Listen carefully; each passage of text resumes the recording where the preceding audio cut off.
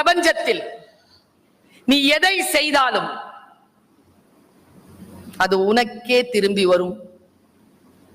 இதற்கு நீயே பொறுப்பு. முதல்ல நினைச்சுக்கோ. யாரையானும் அவமானப்படுத்துகிறாயா? வரும் திரும்பி. பொய் சொல்லுகிறாயா? திரும்பி வரும்.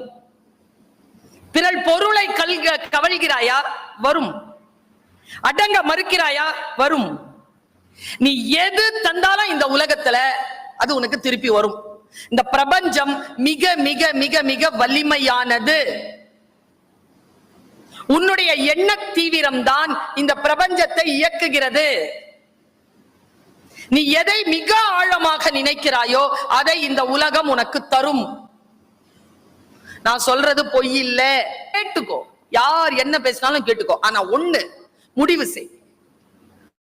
எதை கேட்கணும் எதை கேட்க கூடாதுன்னு முடிவு.